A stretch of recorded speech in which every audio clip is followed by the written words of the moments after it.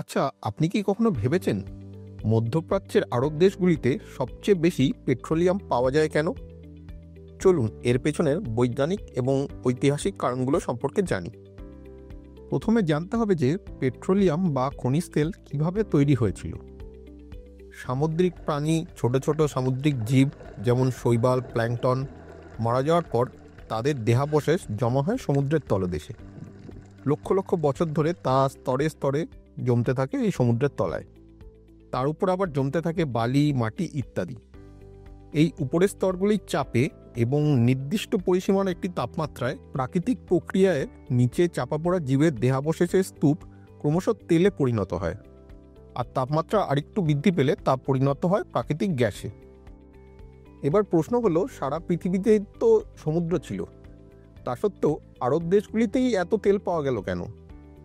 আসলে আজ যেখানে আরব দেশগুলি রয়েছে, আনুমানিক 5 কোটি বছর আগে সেখানে ছিল এক অগভীর সমুদ্র। অনুমান করা হয় এই সমুদ্রটা ছিল টেথিস সমুদ্রের একটা অংশবিশেষ। আমরা জানি পৃথিবীর ভূত্বক কতগুলি ভাসমান প্লেটে বিভক্ত, যা প্রতি বছর সামান্য একটু একটু করে সরে যাচ্ছে।